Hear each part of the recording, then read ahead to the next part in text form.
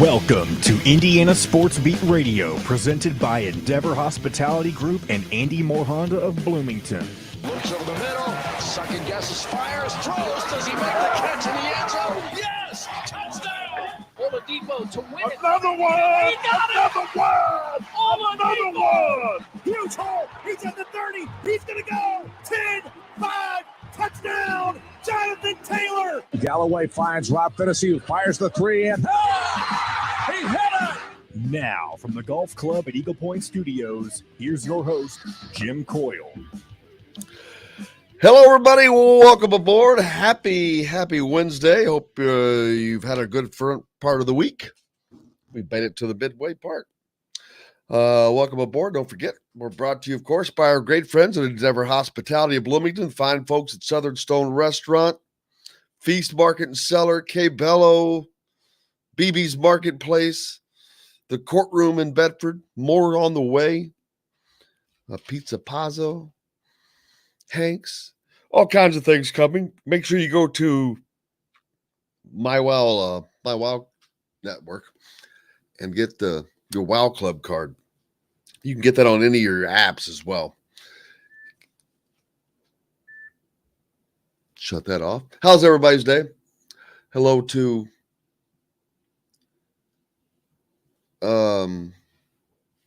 Forrest, Jennifer, up on the line already. Hitting up the Andy Moore Honda hotline, and you can do so as well. Any comments, questions? Big Ten gets underway today on the men's side of this evening. 6 o'clock, the two early games. Indiana starts play tomorrow early. I cannot imagine. I would not have want to play a game that early. It's just like, but the high schools have to do it as well. They've always had to do that. All those Saturday morning regionals, which will be the case this week. So it's not like it's new to anyone. You have to do it. Forrest, 5 lefts. How are you, Ross? Dave?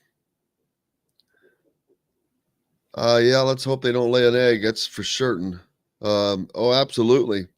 Going to talk about this today, especially with Rick Bozich. Stupid rule.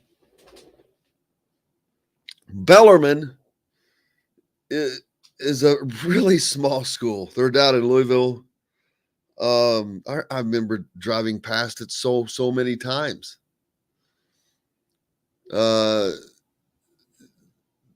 Just a little bitty it's just a small school.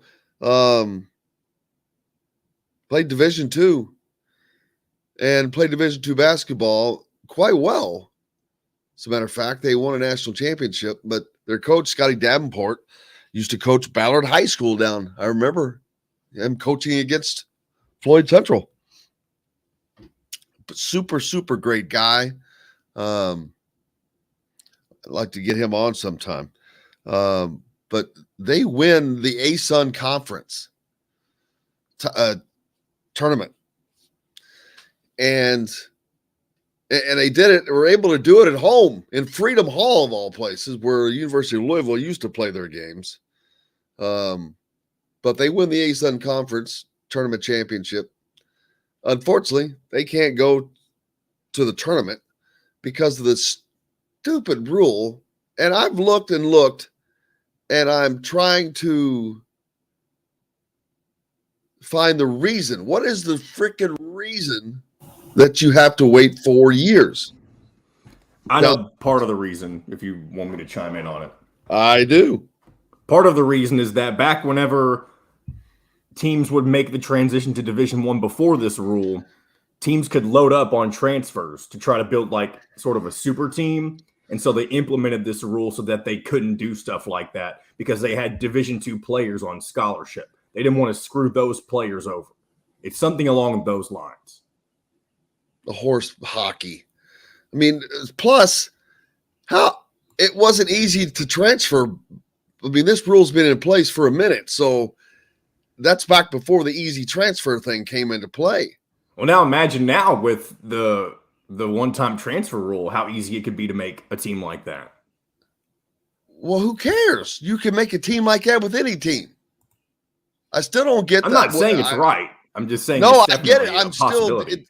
it doesn't make sense to me. That reasoning just does. I'm still. What is the reasoning? I don't get the reasoning. Who cares if you're good enough to make the tournament? You make the damn tournament. They were good enough last year. That's the funny thing. They were good enough last year. I think they might have made it as an at-large, possibly. It's interesting how a lot of these teams, like Bellarmine and NKU a few years before, have been able to be good so quickly when you were, running off Division II scholarship players before. That's another school Division I teams. It's another school that would have played in the tournament that before they were able. I don't get it. So Jackson State gets to go instead, and they're not as good. What good does that do for your conference? Sending a lesser team. If Bellarmine was to go in and win a game, that's more money for their damn conference. However, they've got that set up, but most conferences split that, but it makes no sense. You're not setting up your conference. Nothing makes sense with the NCAA, Forrest. There's no question about that. But I tried. I was trying to look for the reason. And all I kept finding was the rule. I know what the damn rule is. I want to know why. I'll have to find someone much smarter than I to talk about that. I think Rick Bozich would probably have a clear answer on that, but I don't want to put him on the spot, obviously, but I think he would. He would, and we'll and definitely going to ask him about that because he'll know about. He was down at that game, Bellarmine. I saw a picture. He put out some pictures, one of which was really cool. Arias Gilmore and Dan Issel played for the ABA Kentucky Colonels back in the 70s when they won a championship, along with Louis Dampier, against the likes of Dr. J and those guys. Pretty cool. That was pretty cool to see that. And that is where they played those games, ironically, in Freedom Hall. I think that did Arias Gilmore play for Jacksonville State? I think he might have. Now that I think about it, I know it was some small school, and I think it was. How's everybody else going? There's definitely, and let's see, what else was it that I was wanting to talk about yesterday? Oh yeah, let me see if I can pull that up real quick. Hoosiers for good.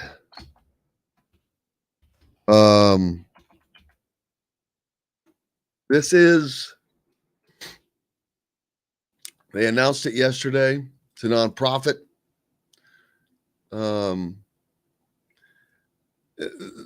How they're phrasing it is, it's a nonprofit law has been launched to raise awareness for Indiana charitable causes by pairing them with community-minded Indiana University IU student athletes seeking to use their platform and influence to drive positive social change. Okay, now I'll just give you the black and the white. This is Indiana's NIL arm. This is what they're going to try to build up and use as their official NIL arm. There are other people that are doing stuff. This is not through the school. And don't be confused by that. Because when other people are doing things, the school has zero control over it. And you can imagine how that can get. So this is not sanctioned by Indiana University, but it's got their fingers all around it. Their counsel is Fred Glass.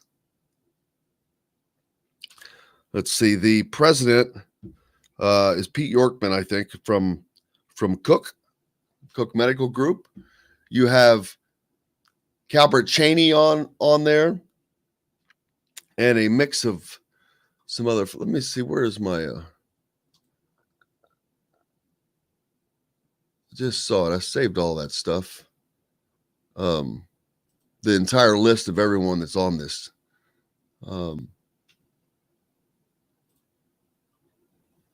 Yeah. Pete Youngman, he's the from Cook Medical. He's the chair and president of Hoosiers for Good. Calbert Cheney from the Pacers is the vice chair and vice president. Wesley Jones from the city of Indianapolis is the treasurer. Allison Jordan from Zentalis Pharmaceuticals is the secretary. Jane DeHaven from Summit City Chevrolet is a board member. Matt Ferguson from Career Builder is a board member. So it has board members. It's not a person trying to control NIL money. This group is going to try to pool money, and basically this is how they're going to have when a recruit. I want to be careful how I choose my words. When there's a recruit Indiana is chasing, they can now go to them and say, hey, by the way, we have this NIL deal set up for you where you're going to make X. It doesn't even know what you're going to have to do. You're just going to go do some appearances and whatever, but you're going to make X automatically. Boom. Okay. So they'll be able to say that.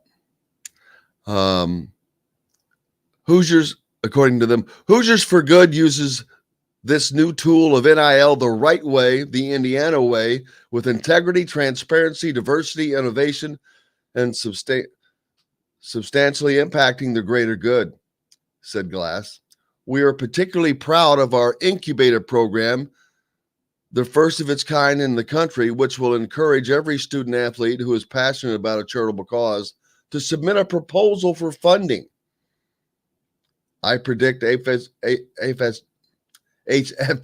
and its incubator program, a laboratory of philanthropic entrepreneurialism, will become national models. Well, there you go. You tell me to break, John? Yes. Sorry, I put the wrong button at first. That's all right. About the mission of Hoosiers for Good is, I already read that part. So there you go. So that's Indiana's NIL arm. And that's I said this yesterday. That's going to help them on the basketball side and wherever. Unless they get some big money, this is not going to do squat for football. And I say that only because, man, most programs, football is the engine that drives the train. That's not the case here at Indiana. That's basketball. So we'll see how that works out. But overall, I mean, I think that's going to be a great recruiting tool for Indiana. You have that out in front because I've heard a lot of other schools, you talk about recruits and they have NIL packages ready for them. Hey, here we go. You're going to get this, that. So Indiana may be getting that too soon. We got plenty more coming up. Cal Neddenriep's going to join us today. Looking forward to that because regional action getting underway after a spectacular weekend of sectional play in high school basketball here in Indiana. Later, Rick Bozich, looking forward to talking to him as the Big Ten tournament gets ready to get underway. Talk to him a little bit about Bellarmine winning that tournament, not getting to go, and plenty more. You're listening to Indiana Sports Beat Radio, brought to you by the Wild Club. make sure you sign up. You can just go to any your app on your phone. The Wow Club members can earn exclusive discounts, dining dollars to spend, and more sent directly to your mobile phone. The Wow Club is comprised of a variety of establishments here, like I mentioned earlier, Southern Stone, BB's Marketplace, Cape Bello, and many others. Drink and earn. It's just easy. Eat, drink, and earn. We're back with more Indiana Sports Beat Radio right after this. We'll be right back to the Golf Club at Eagle Point Studios for more Indiana Sports Beat Radio with Jim Coyle, presented by Endeavor Hospitality Group and Andy Moore Honda of Bloomington. Whether you're visiting Bloomington or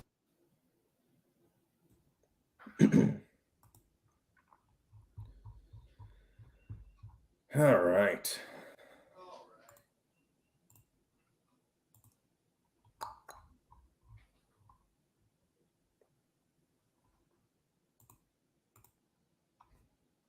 Hey, today I would reach out to somebody like Jordan Hulse for postgame tomorrow since it's an early game.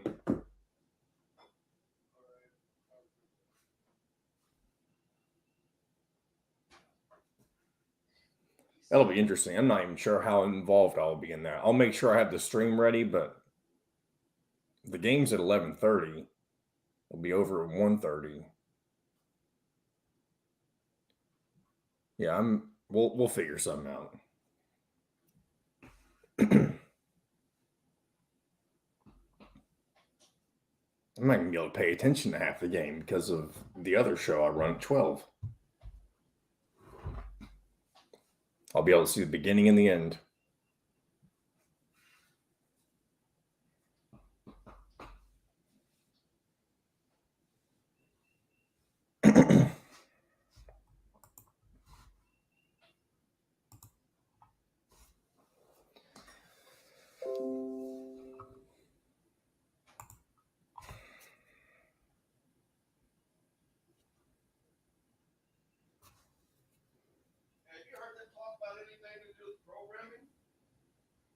No.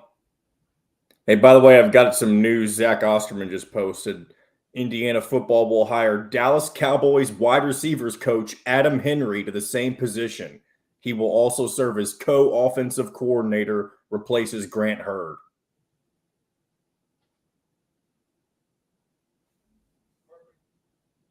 That's pretty. So you got two position coaches you've snagged out of the NFL. I'm not sure how successful this guy was at Dallas, but it's an NFL coach.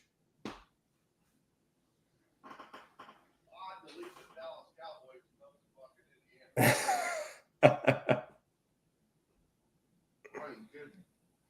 much time we got? You got 50 seconds.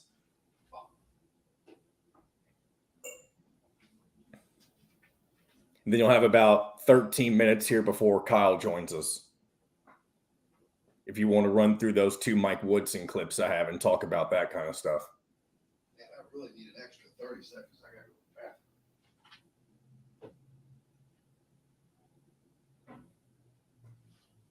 to go back. See, if I had a real radio studio, I could sit there and put some PSAs in and slow it down. But I can't. Here we go. You can also find full episodes of Indiana Sports Beat Radio on the homepage or on this station every week, Monday through Friday. If we're not on a station where you live, we should be.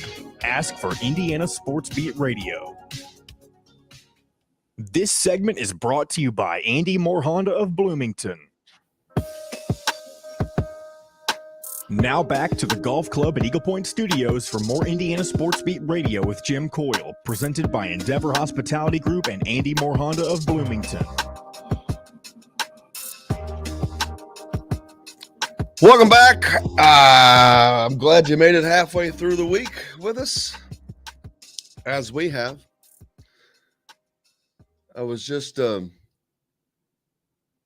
talking about that Hoosiers for Good that was announced yesterday. Announced in Indianapolis, which I wonder why that was. Because because it was all everything has been about the IU athletes. Well, why was that not announced in Bloomington?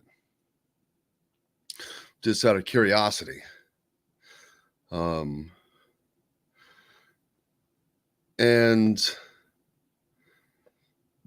there's just, I'm looking forward to it. I'm looking forward to having trying to get Mr. Yonkman on the show here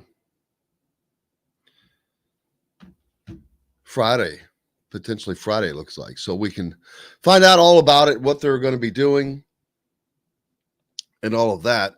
Also, some news for Indiana football. I understand Indiana has a new positions coach, John. Absolutely. Yep. So Indiana football is prepared to hire Dallas Cowboys current wide receivers coach Adam Henry to the same position, and he will also serve as co-offensive coordinator alongside Walt Bell. So he will essentially be in the same position as Grant Hurd, since he was also co-offensive coordinator. It's interesting. You have Grant Hurd, who essentially took a step down going to UCF, and you've got Adam Henry, who you would think would be taking a step down from the NFL to a team like Indiana. But at the same time, I'm sure he wasn't co-offensive coordinator with the Cowboys. I'm sure that's kind of the added perk he has here. Well, yeah, especially if it doesn't matter where you're wanting to grow your career. If you're wanting to grow your career and you can add a label like offensive coordinator, that's attractive to you, especially Indiana, whether they're success or not, they're still a Big Ten school. So you would have been an offensive coordinator playing against the teams that they play against, which is a very stifling schedule. So there's that. Everyone's enjoying the Ross. Kind of hard to have beers for 11:30 a.m. game. Oh, trust me, I'm sure that they'll figure that out. That won't be a problem. Speaking of, I saw something on Twitter yesterday, and I don't think it wasn't Ross. It was RBO Sprint, who's usually on here. His mom used to sing the national anthem at all the Kentucky Colonels games. I was talking about that earlier. The Kentucky Colonels, the old ABA, back in the 70s, George, the NBA, where the Pacers came from. The Kentucky Colonels were, man, those are some fun teams for the whole league. But oh, daggone it. What the heck was I thinking of? Forget where I was going. RBO Sprint, who's on here quite a bit, he posted a picture of a newspaper article they had done a long time ago. Oh, that was you. That's your aunt. Oh, that's Ross cool. Ross and RBO Sprint are the same person. He's RBO Sprint on Twitter. Ah, gotcha. Very cool, though. Ross, that was a cool, first of all, it was a cool article, and I wanted to finish the damn article. I started reading what was on there, but the picture was badass. Attractive woman holding a cigar, and she used to sing opera.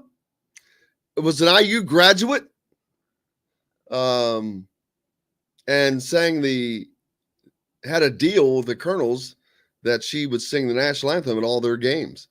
I don't remember that, but that was just very, very cool. Cool to see. When Rick's on today, I'll have to remind him of that. Rick Bozich. He wasn't in town then, I'm pretty sure, but he is all knowing and all telling. So he will remember.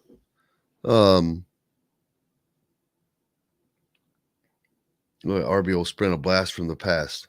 Why is that?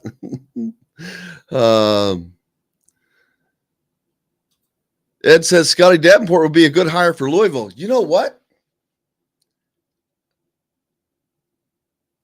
That is kind of funny you say that. I had not even considered that.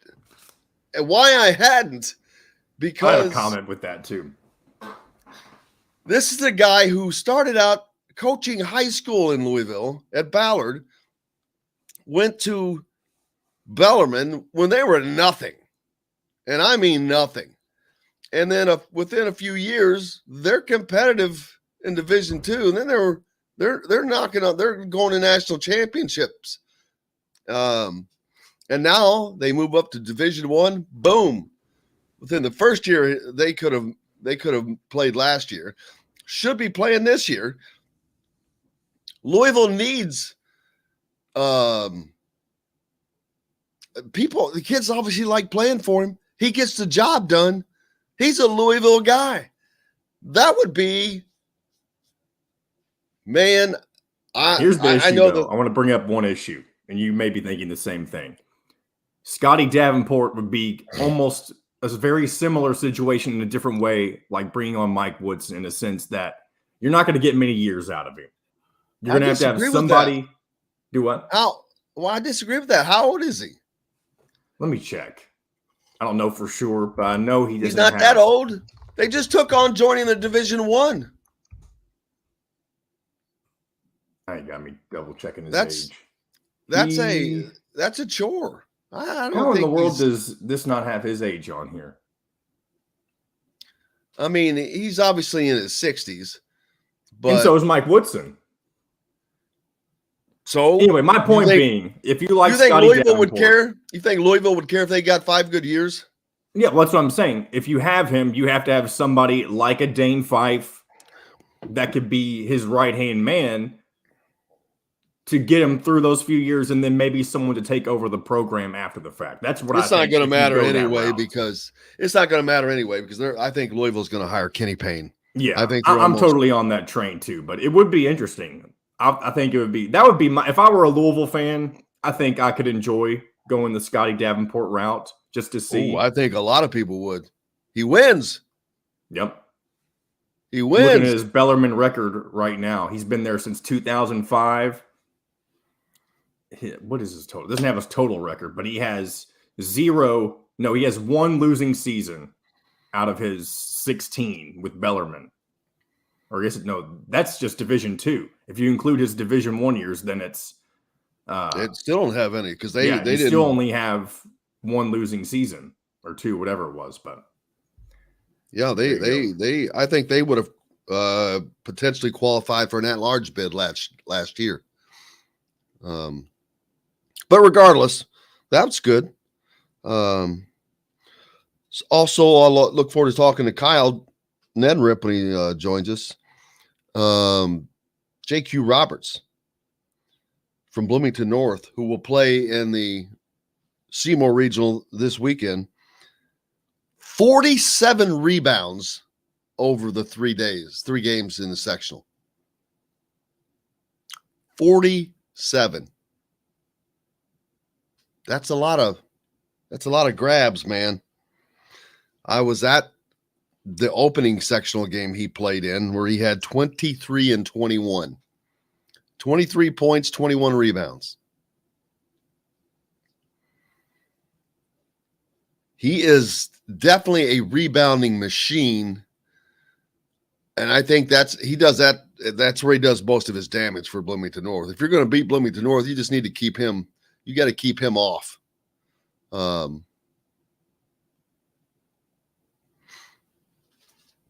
Yeah, I did. I forgot about that. Joey, you're right. I forgot all about this. I really forgot that he was an assistant to Denny Crum. And I do remember him for Pitino, Rick Pitino, when Rick Pitino was at Louisville. I forgot about that. Yeah. Yeah. Anyway, so where were we? It's almost close to break time, isn't it? Yeah, you can go a couple more minutes if you want. Cool. The Big Ten gets underway this evening. You got the first two games. Anyone betting? What are your thoughts? Who's going to win those games? Who comes out? Nebraska has been the hot team. Can they continue that in the tournament? They went on the road and got some road wins after a season where they couldn't beat themselves. But they got on a run there, man. That's probably two of their best wins in a few years. Going on the road, they went on the road and beat, well, I know for a fact the Ohio State win. They went on the road and beat, that was the first ranked team they had beaten since 2019, period, I believe, much less on the road. So Nebraska on a little bit of a roll. Northwestern, they're Northwestern. I don't see them putting up much of a fight. Penn State, yeah. And let's see, who's the other? Minnesota. So you got those four teams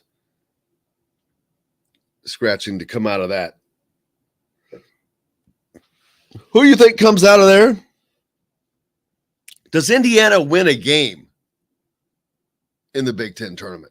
Can they beat Michigan? Well, can they? Yeah, they can. Do they beat Michigan?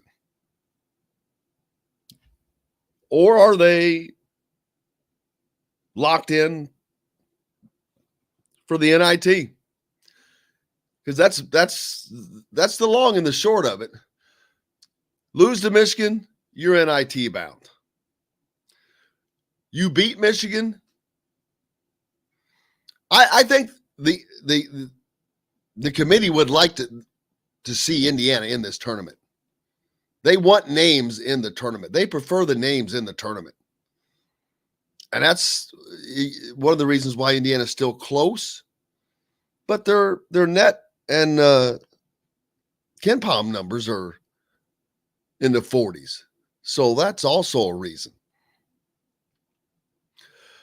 We've got plenty more coming up. Kyle Neddenriep's going to join us. Looking forward to talking to Hall of Fame writer Rick Bozich as well. You're listening to Indiana Sports Beat Radio, brought to you by the great folks at Andy Moore Honda of Bloomington. Bloomington's number one Honda dealer, number one for a reason. We've got the best deals. You can go there now and get that. Or you can get more to your door with AndyMooreHonda.com. We're back with more Indiana Sports Beat right after this. We'll be right back to the Golf Club at Eagle Point Studios for more Indiana Sports Beat Radio with Jim Coyle, presented by Endeavor Hospitality Group and Andy Moore Honda of Bloomington. An Evansville tradition for more. We also have DJ coming on too at 9:30. Oh, I forgot. There are people that believe Fife will pursue the Louisville job. No. What people are these? Those are I've never very, heard very. a single person say that. I was going to say those are very, very ignorant people that have no. I think the only thing Dane Fife that have no clue as to what they're talking about. I think if Dane Fife left Indiana before being offered an Indiana job, head coaching job, would just be for something at the mid-major level to wait until the job came open. That's what I think. I don't think anyone would waste their time. Maybe He's already like perceived. Ball State, or has he coached at Ball State? No, before? It was IU Fort Wayne. Okay. Dan Dockett coached at Ball State, didn't he? No, he coached at Bowling Green. Goodness. Did any IU coach or player coach at Ball State? I'm sure somewhere along the line, but yeah, like I said, I don't think anyone wastes their time because he's the perceived heir apparent. Yeah. Do you think he's still the heir apparent if Woodson fails?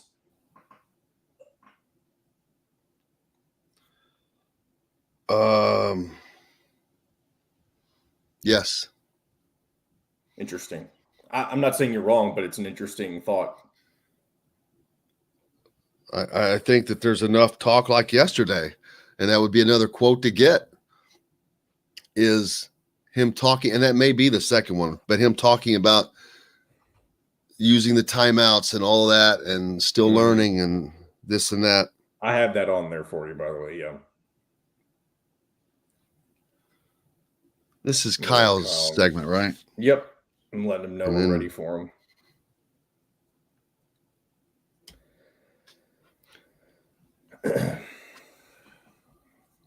I think some of the guests have gotten used to me just texting them that I'm ready for them just because, I don't know. Yep. Here he is. Mr. Kyle, how are you, sir? Hey, Jim, how are you? Good.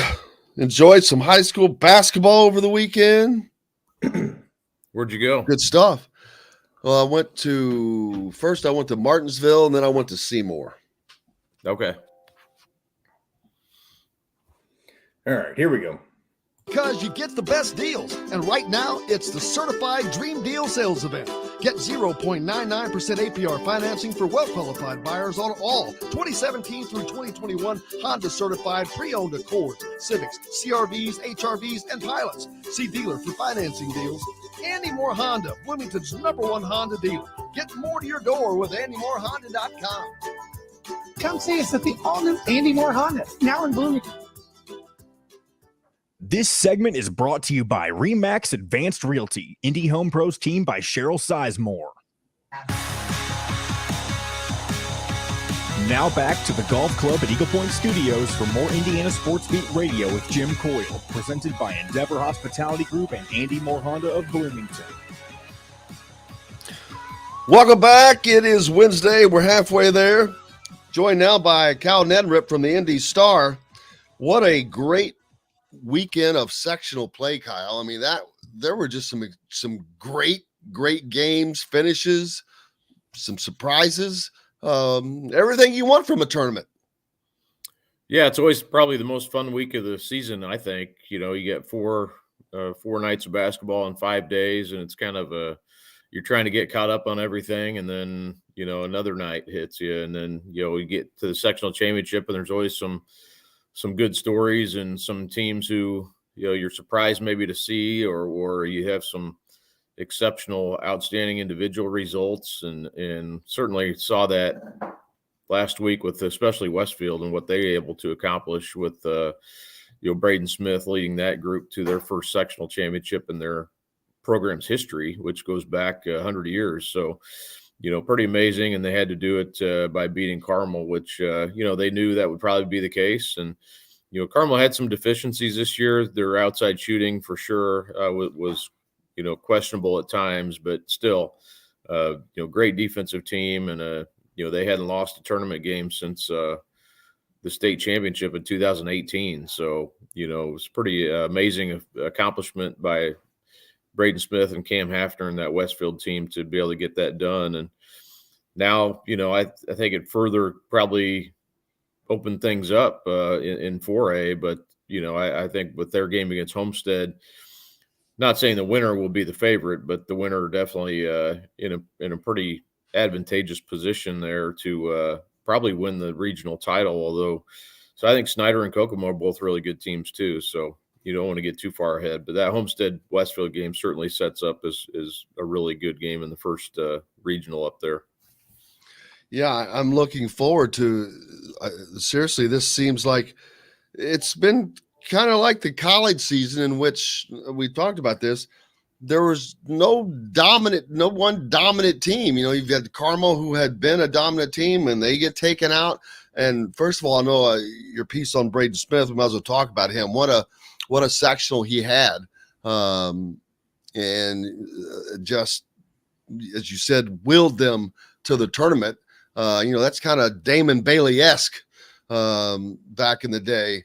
I remember him being at the championship game and just willing those last 11 points to win that state championship. But I wasn't there to watch Braden Smith, but I read everything what you wrote, and man, it sounds like he just put on a spectacular performance. He really did. I mean, he was 20 in the efficiency, I think, too, is what really stands out. I mean, he was 28 for 40 from the field against three really good opponents, two especially. I mean, Fishers and Carmel were ranked second and third, and you know, both obviously really talented teams. So, and he was 13 for 21 from three in the three games. So it wasn't like he was out there just jacking up shots, and his assists were high. His rebounds were, he was 6, 7, 8 assists and rebounds pretty much all 3 of those games. So, and he did it with a flair that I know. I was actually talking. I was over there last night talking to Shane Sumter, the Westfield coach, and I know what he does sometimes. He'll kind of wink at the crowd, or he'll say something or to an opponent, or so I know he can rub people the wrong way, but everything he does really, I think, is to kind of get himself going, and it's and I don't think he really cares what people think, because that's how he has to kind of get himself amped up. And when you're 5'11", like he said, and you're going to Purdue, people are going to be out to get you. So you got to kind of get where you need to get mentally. And he's super polite off the floor, like most of these kids are, and so he's kind of a different type of a kid when he gets between the lines. I don't have any problem with that. I mean, I think, and I'm sure you feel different when your opponent, because you want to beat him, obviously, but that's what he wants. It's what he wants you to do. But I know, people who haven't seen him yet, maybe you don't know he's like that. And I know some people I talked to, I actually Saturday is like, man, I don't know if I like his antics. It's like, well, that's just, that's fine. He doesn't care, so, I think I talked to you last week. I mean, people I've heard compare him to Scott Skiles in, the way he used to approach it. And I like that. I mean, I think there's too much, friending people on the court, sometimes. And we want this toughness from players, and then we blame them when they're too tough. So what do you variety, man? Bring some variety, some spice to the game. I love it. Yeah, I do too. I think that, some of those, I think we're from an entertainment standpoint, certainly it's more fun. But I think just from a standpoint of like competitiveness, that's just, he's different. I mean, he is different that way. But also, Scott Hafner, his son Cam is a big time player on this team too, and he's had a great tournament really his whole season, and he's kind of the running mate. It's kind of like the high school version of the Splash Brothers. When they get rolling, I mean, they're really fun to watch and really tough to stop. So, I think they're going to be, from a standpoint of guards who can really get after it and really score, they're about as tough a duo as out there. They took out a group of seniors from Carmel that had never lost a tournament game, so it was a big deal for them to win that game. Other games that will be taking place, you've got Cathedral over at Southport, Ben Davis and Mount Vernon, Cathedral and Terre Haute North. Man, combined, those teams have lost 14. They've lost combined 18 games between them, and won 24, like a 90. So they're like 90 and 18, these 4 teams. There's no 12 and 4 team in this group. They're all 21 and 6, 22 and 2, 22 and 6, 23 and 4. This is a matchup. Looks like it's going to be a tough regional. Yeah, especially, I think Terre Haute North might be the team people don't know about as much, and they upset Brownsburg and then beat Avon in the sectional over there. They hosted that sectional, but I think when I look at this one, that Ben Davis Mount Vernon game is going to be really, really good, and one of those days where you wish you could be in 2 places at once, because I'd love to see both that game and Westfield Homestead in the morning, or in the day, whatever. But that's going to be a really good game. People may not realize how good Mount Vernon is this year, but the Girard twins, who are headed to IUPUI, they kind of lead that group. One of them, Ahmad, is more of the slasher, a little bit taller. And then Armand had a phenomenal sectional, and they had to get through some good teams. Anderson is kind of revived as a program. They are really good, and Mount Vernon beat them in the semifinal. And then they had to knock out New Pal in the championship game. And New Pal also, I covered that game earlier in the season. It was late in the regular season. Mount Vernon had to come back and beat New Pal. That New Pal team's really good as well. So they're ready. I mean, they've won, I think, 16 in a row right now. And then Ben Davis, when I saw them in the Marion County, they ended up losing to North Central. But I thought at that time they were playing as well as anybody in the state. So I think, that's I would probably slightly favor Ben Davis, but I think it's going to be a really good game. I expect Cathedral's overall talent to win out over Terre Haute North, although that game will be tougher than people think, I believe. But Cathedral coming off, coming out of that sectional finally, to be able to win that first time in 9 years. And, I think kind of lifts a little bit of a weight off them, with Comer and Booker playing well. And, I think just their overall talent level is probably as good as anybody in the state in 4A. So, I think Cathedral, Ben Davis, if those two teams match up in the final, or Cathedral Mount Vernon, I mean, that could be one of the best regional championship games on Saturday night. And, I think potentially any of those three, and Terre Haute North, I think, is in that mix too, but probably the underdog out of those four teams. So, Southport sets up should be really fun too. And I think this might be, early in the year, probably thought this could be the year for Cathedral to get through, but it's not going to be an easy road for them to do that. And then down at Seymour, I'm expecting a rematch in the championship game between Bloomington North and Floyd Central, but they both have to get past games first. Evansville North is there at 16-10.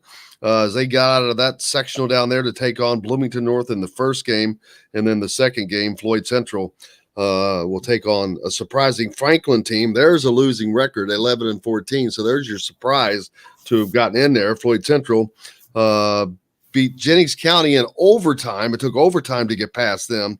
Then they beat New Albany and absolutely throttled Jeffersonville by like 40. So we'll see how that, but I expect to see Floyd and Bloomington North at it again. And Bloomington North went down to Floyd Central this year and won, which was a surprise. But so that could be a fun rematch.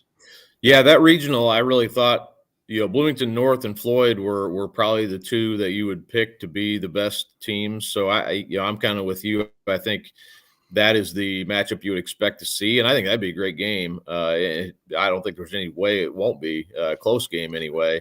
Both those teams had to survive, like you mentioned, barely got out of the sectional. Bloomington North had to beat Bloomington South. Double overtime. Yeah, a double overtime game too with whoever it was with. I can't believe that. Yeah, Bloomington South, who but like I think we said last week, you never count out Jarrah Holmes out of anything. So he almost performed some magic there, but I really they had two overtime games then, I believe, in their sectional, because then I think their middle game was a double overtime game. It was Columbus North, I believe, right? I mean, I think that was and Columbus East was not an easy game for them. I was there for that game. Yeah, so that again, you kind of think like, all right, well, maybe now they're kind of through the through the gauntlet and can kind of. Those rival games in the sectional, man, they're just there's no secrets, so sometimes those are the hardest, even from a talent standpoint, even if a team is not as talented as you, they know you so well, and it's hard to beat your rivals, again, you've seen them during the season, and that's a lot of times what you see in the sectional, but and I know, so I got to know Franklin a little bit. I went down there this week and wrote a story about them, and, they are much different than Floyd. Floyd's a big team, they're big up front. They make it really hard for you to drive and score in the paint. And Franklin's different. So this is kind of a stylistic matchup that, Franklin's going to try to spread the floor. They're going to they have a sophomore guard named Micah Davis, and that's a name to file away. He's getting some Purdue and IU interest. He has a couple D1 offers already from IPFW and IUPUI, but he'll be playing with Jalen Harrelson and Trent Sisley, and those guys are playing up with his grade for Indy Heat this summer. So he's a name to know. He kind of makes that team go, but he's only a sophomore. So, he's had some ups and downs. That whole team, and if you remember the name Adrian Moss, who played at Indy, he was a really good player. He actually played for Franklin on their last sectional title team in 2006 as a junior. So, he came back to that school his first year as a coach, and they got humbled throughout the season. They thought they were going to be better than their record showed for much of the year, but now they're putting it together. They upset Whiteland, upset Center Grove, and now they're here. And it's kind of scary to play a team like that that's kind of riding the wave of confidence and has talent. So they can shoot. They're like I said, a guard-led team for the most part, but they do have a couple kids who have size, 6'6", 6'5", who will help them, I think, against Floyd. But Floyd is definitely the team that most people, I think, will pick here. And I think they're the team maybe to beat in that whole regional. But it'll be fun to see what happens. Franklin they're that underdog story, and you kind of are curious, I guess, to see how they perform, in the regional. But Floyd and Bloomington North, that would be a really outstanding matchup, I think, for the regional title. Yeah, I'm looking forward to that. Any other games that I know that you'll be attending, but that you're expecting to be on the surprise side, or something could be a surprise?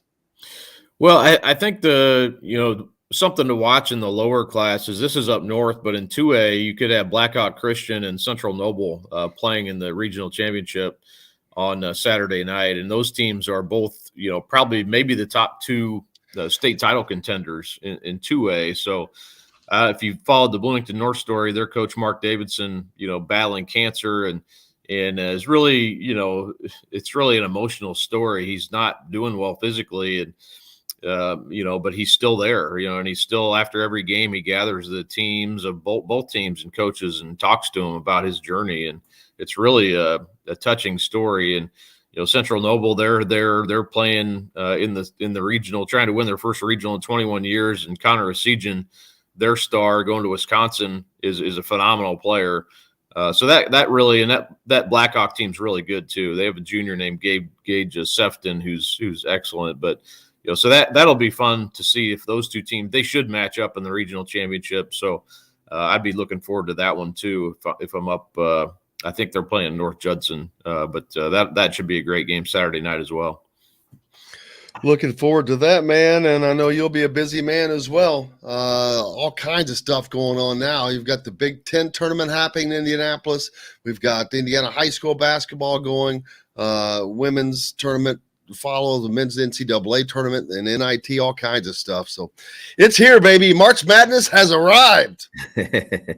It's definitely here. It's a fun week, and then get into semi-state next week, and we're off and running again. Kyle's got his running shoes on. Kyle Neddenriep, can't thank you as always, brother. Appreciate you. All right, thanks, Jim. From the Indy Star, make sure you're a subscriber. I am. Keep local papers alive. Give Kyle a follow. Brought to you by our good friends from Remax Realty. If you're in the market for a home in the Indianapolis area, you need Cheryl Sizemore and her 2 decades of experience. That could be the difference between you getting the home you want and not. Reach out to her, Cheryl at IndyHomePros.com. Back with Derrick Jackson after this. We'll be right back to the Golf Club at Eagle Point Studios for more Indiana Sports Beat Radio with Jim Coyle, presented by Endeavor Hospitality Group and Andy Moore Honda of Bloomington. Andy Moore Honda. DJ! My man, what's up, Jim? How you doing, brother? Pretty good, man. How are you? Good, man. It's a challenging past couple of weeks, but other than that, man, everything's good, man. Just get back into following some of the news, seeing what's going on in the Hoosier Nation. Caught the tail end of that segment, talking about a little high school stuff going on. So, man, I tell you, it's in March Madness. Can't wait to talk about that with you a little bit, see how things are going and what we can do. Did you see Indiana's about to hire the Dallas Cowboys wide receivers coach as their new wide receivers coach? I seen that. I can't wait to kind of talk about that a little bit. If you want to give me a little bit more insight on, I just caught that. Just a second. Yeah, we talked about it about 20 minutes ago. We saw a tweet about it. Now, who is the coach that they're about to hire? Adam Henry. Adam Henry. Okay. I mean, that's outstanding, I saw someone say he also coached at LSU when Odell Beckham was there. Okay. Which is pretty interesting. Some of that talent like that. Odell Beckham, he's got talent, he just don't coach. But so that's I mean, we've got to get that talent here in Indiana football. And I just noticing a couple of things I've seen happen over a couple of transactions happen over the past week. With a couple of players. Did you see the thing about Jabron Payne, the signee who asked for his release? Yeah. I seen that. And and again, my stance on NIL and all these other things. This transfer portal. I just think kids are they're not working for championships. They're not working for recognition. They want to hand it to them. So they feel like they can go somewhere where they're going to get instantaneous recognition, instantaneous playing time, or the thought of having a national championship. Yeah. So, I think for him specifically, it's more of the fact that Delon McCullough left. He's at Notre Dame. I bet he'll end up following him to Notre Dame if I had to guess. Well, and if a recruit comes in or he signs with Indiana and, the coach that recruited him, whatever, the head coach leaves, I don't have a problem with the kids, man, wanting to back out of it because you're coming there. Yes, you're coming there for the school to get the education. That's what you're supposed to be coming for. But you also come there because you trusted the individuals that have told you what's going to happen and what would be, and you've developed a relationship with them. So I probably wouldn't stay either. All right, here we go. Okay. Of experience, and that could be the difference in you getting the home you want in today's tough housing market. Reach out to Cheryl Sizemore from Remax Advanced Realty at Cheryl@IndyHomePros.com or 317-298-0961. Cheryl Sizemore from Remax Advanced Realty. Let Cheryl Sizemore get you in the home you want today. Cheryl@IndyHomePros.com. This segment is brought to you by BB's Market in Bloomington. Now back to the Golf Club at Eagle Point Studios for more Indiana Sports Beat Radio with Jim Coyle, presented by Endeavor Hospitality Group and Andy Moore Honda of Bloomington.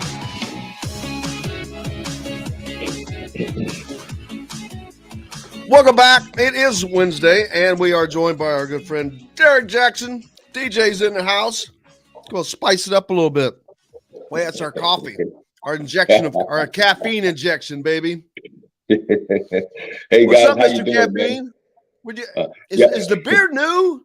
Yeah. Hey, listen, man. The beard is something that I've been working on over the past, let's say, 3 or 4 weeks, and it's growing. It's getting where I wanted to get. I don't know, but I always have to tease you, man. It's kind of warm down here. It's 78 degrees, and I know you guys haven't seen those temperatures in a while, but it's kind of hot. So maybe I might want to cut it off and get ready to go to the beach or something like that, man. Yeah, you'd need that up here because what did I just see that well, right now, let's see. 37 degrees here. Wow. But just to give you a little extra, heading this way Friday and Saturday, the low Friday night is going to be 16, Saturday's high of 27 with a low of 19. Single digits, baby. Man, I tell you, it is Bloomington, Indiana, so things can go a lot of different ways. Don't worry. And then 2 days later, it's going to be 60. Okay. Well, I mean, you get sick like that too. Yeah, trust me. That's what we're used to. Yeah, you get sick. That's what we're used to. How's DJ? What's new with DJ? Not so much, man. I'm just, following, I got sidetracked, had a couple of situations going on, but everything's okay now. I wanted to get back into the, like last time we talked, I wanted to get into the whole fishing thing. That's my new thing for this year going into 2022 is getting some bass fishing in. And I wish I could contact Coach Knight because I know he's the expert when it comes to fishing. He's a avid fisherman. He was. Absolutely. Yeah, he was. Getting ready, this March Madness is going on, kind of called the tail end of that. And how are we looking? I mean, Jim, you probably have a little bit more insight. Are we going to be, are we in the tournament? Are we in the Madness tournament or what? Absolutely not in. I don't think so. Not in it, not at this moment. They can get in, but they've been in that position. They have been in that position all years. It's been very maddening for the fans, and I get it because it's like something you want, and it's on the shelf right there, and you're an inch away. You just can't, no matter how much you stretch, you can't get that one extra inch. And they've been that close so many times. There are so many games. Their Big Ten record was 9-11. Oh my God. You go through those 11 losses and you just want to beat your head against the wall because they were in 10 of those games. The only one that they weren't in was Michigan when and that was after beating Purdue. They just mentally they were not there, and Michigan played a great game on top of it. Right. But other than that, it's like so many little things could have changed their season. And this team's not, and let's be honest, this team does not have the talent that it needs, because some of the things have just simply come down to not hitting some simple shots at right times. And that has been the difference, man. I mean, there's been other things, but there have been a couple of games where just hitting a shot would have made a difference. So, well, I think that Mike Woodson has a challenge. He has a challenge in front of him. I'm pretty certain we won't see Trace Jackson Davis next year. Maybe a couple of other players. So he's going to be rebuilding, getting the program, getting the players put in place to where he needs to be, so we don't miss those shots. We don't commit so many fouls. I like his aggressiveness from a defensive standpoint. But we've got to be coached better on how not you can be aggressive, but don't commit so many fouls. Well, I think again that goes back to talent a little bit. Jeffrey says he likes Woodson. He just doesn't understand why he goes by seniority so much, not trusting younger players with playing time to get more experience and development. I don't know that it's that. I think that he knows what he has. He sees him in practice every day. So it's probably he doesn't have that complete confidence, but he has it in Trey Galloway.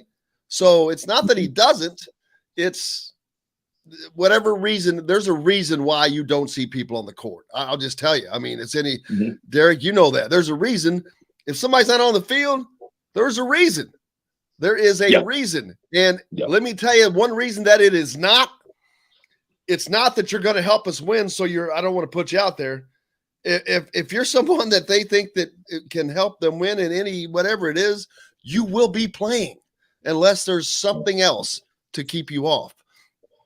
So there's a reason. I remember my freshman year at Northwestern, and Tony Buford was the regular. Wait a minute, you started at Northwestern? Yeah, I didn't start. No, No. I meant you started out at Northwestern. No. I'm saying when we played against Northwestern. Oh, okay. I thought No. I remember my freshman year game against Northwestern. Tony Buford was the regular punt returner, but on the previous punt return, he had his head up like this, and he caught the ball. Some guy leveled him and split his chin. Well, when I seen that happen, I immediately went to the sideline, and I was on the sideline, and I got me one of those padded chin straps because I knew I was going in. So I remember when it was fourth. I remember it was we had Northwestern fourth. I did, man. I'm telling you, it was fourth. It's smart, man. It's smart. It was smart, man. We had Northwestern 4th and 5, and they were going to punt. And I remember Coach Mallory getting the call from upstairs saying, "Coach, who do we want in?" Coach Mallory said, "We're gonna put the kid. We're gonna put Jackson in." And again, Coach goes, "You want the freshman to return this punt?" He said, Coach Mallory personally looked at me. He said, "Jackson, get in there." I said, "Okay." Man, this punt was high. So I'm looking downfield, and I'm like, ain't no way I'm gonna catch this before these guys get out here. So I do the fair catch thing. I catch the punt, and I put 1 foot forward to kind of stop myself, let these guys know I'm not running. Man, some guy still came in and leveled me. And they got but I'm not my chin though. But I tell you, man, putting young players in, Coach Mallory, he would trust you until you showed him that he couldn't get trusted. I've seen him override a couple of coaches, and make a decision. Listen, we're gonna put this kid in, and he made a very good decision, especially a la Anthony Thompson. He didn't start the first game, but that second game, they was like, man, put Thompson in from then on. He was a starter, man. So I know what you mean. I know what you mean by that. Yeah, and I know a lot of people have this season with Mike's early on his substitution patterns, but he changed that. He is learning. There has been a transition for him. Talked about yesterday. We'll hear from him later, but the timeout situation there are many things, and he talked about he needs better help as assistance on certain things. So he is still learning the college game. Don't fool yourself. But this Indiana team, I think that with the talent they have, they could have certainly won a few other games. They didn't because of mental lapses and mistakes. I'm not going to put that on the coaching staff at all. So I'm just going to have to say, Indiana fans, you're going to have to deal with what you end up with this year, which right now is potentially the NIT. But I don't think that that's going to be the case next season. I don't think that's going to be the case either. I don't either. I think Coach Woodson, he's going to get – you forget, he inherited this team right here. This is not something that he brought in. So, yes, fans, we're going to have to kind of deal with this. We're going to have to bite the bullet on this, and we're going to have to move on and see what happens next year when Coach Woodson really gets the opportunity to have an effect on the players that are on the court. And like you said, the ones that are on the bench, there's a reason for you not being on there. And transitioning right to football, just reading about, this handy kid that the coach had to dismiss from the team. I mean, that is a commitment. I don't care where he comes from. That is a commitment. If you run afoul of the rules, and I'm certain that this just wasn't his first opportunity, Coach Allen had to dismiss it. I believe it, and I believe this to be true as well, Brian. And Indiana's not mentally tough at the end of games, missed free throws, missed wide open shots. What was that at the end of the Purdue game? It was terrible. It was, and that's not the first time that's happened. There were like 3 different games that were at the very, very end of the game where it took decision-making, and it's just brain farts. It's like, dude, are you serious? And it didn't happen just once. So that's an issue. You don't have playmakers all around you. You don't have guys that can get their own shots. You don't have guys that can make clutch shots. It just isn't there at the moment. It will be. The recruiting is there. It is what it is, man. It just is what it is. If you remember, real quick, remember Keith Smart. I remember Steve Austin. Remember the playmakers that we had back then. Rick Callaway, Darryl Thompson, AJ Guyton. AJ Guyton, man, we had those players. And you talking about some of the players that after me, great. Yeah, AJ Guyton. What's the guy? The short guy, Fergie. What is his name? The little short guy. He's I think Fergie starts with an F. He's a point guard. Yeah, for Indiana. Yeah. The little short guy. He's in the pros now, man. Yogi Ferrell. Yeah, Yogi Ferrell. Yeah. I thought you meant on their current team. I was like, who's short on there now? What's coming up next for you, man? Man, I tell you what, man. Listen, I'm going to get out that way, Jim. I'm going to call you because I'm making plans right now to get out there. I'm going to call you, and I'm going to come up and just kind of, take a break from here a little bit, and maybe hopefully I get a chance to get a little Indiana basketball in while I'm there. But I'm continuing on with my fishing thing. Watching Indiana football, seeing how that develops out, and catch some of these guys during the spring. I want to be a motivator for the team this year. So, Coach Allen, again, if you hear this, I am here, Coach, at my own expense. I will be there every weekend for every home game to help with this team, man. We got to get it this year, Coach. We got to get it. Well, when you come up, you have to have a talk with him, and you can probably get if you want an opportunity to see Indiana basketball. I'd say you're going to have a very good opportunity next week. If they can't get by Michigan, odds are that they're going to host an NIT game at least one. And then it depends on what happens with the women's NCAA, because Indiana's women's team is probably going to be able to host as well. So Assembly Hall could be seeing a ton of basketball next week. Yes, sir, man. Love you guys, Jim. I will call you because I still have your number. I'm gonna call you, Jim. Okay. Appreciate you, brother. Always, anytime. Okay, man. I'll see you guys next week. Don't forget next week, man. Our good friend Derrick Jackson joining us here on Indiana Sports Beat, as he does each and every week. Brought to you by BB's Marketplace. Get out there and check out the incredible meats they have, and you can order that online. I'm talking. This is like Omaha Steaks kind of quality. It better. I mean, if you go there, stuff's all fresh cut, amazing. Specialty meats, BB's Marketplace, the former Wagon Wheel on the south side of Bloomington there. We've got lots more Indiana Sports Beat coming up. Rick Bozich is going to join us. Coming back with more right after this. We'll be right back to the Golf Club at Eagle Point Studios for more Indiana Sports Beat Radio with Jim Coyle, presented by Endeavor Hospitality Group and Andy Moore Honda of Bloomington. Whether you're visiting Bloomington. Morning, Rick. Good morning. Busy day for you yesterday, I'm sure, with Bellarmine and U of L. Yep. Every day is busy. Were you out there? No, but Jerry was talking about it a bunch yesterday, and he went out there. Yeah, I didn't see him. I saw his tweet or whatever, but I didn't see him. He stopped by, and then he went to Doss and J-Town. I think they played last night, too. Okay. Who won that? I didn't see who won. I just saw him tweet a little bit about it, and then I didn't pay attention to the rest of it.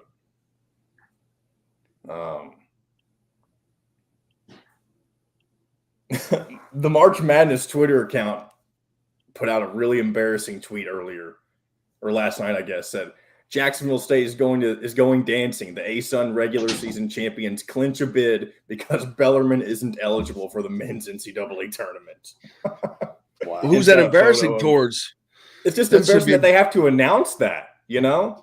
I think it's embarrassing to the NCAA. That's the stupidest rule. Rick, do you know the reasoning for the rule? No, I don't. Wait till, if he knows it, wait till we come on the air to say I don't, because I've been trying to find it. Does it not have anything to do with, because I mentioned earlier that I thought I had heard someone say before that back before the rule was implemented, or the ineligibility, it had something to do with they were worried that teams transitioning to Division I could bring in a bunch of transfers and it would screw with the Division II players who were originally on the roster. Oh, but so they can make a rule that where everybody can transfer at will and give you an extra COVID year. So that argument doesn't hold up very well. But that was obviously years ago when they came up with that rule. But back then you had to wait. You had to sit out a year when you transferred. Yeah. So that doesn't make sense either. Well, you could load up on grad transfers. I don't know that rule is in effect then.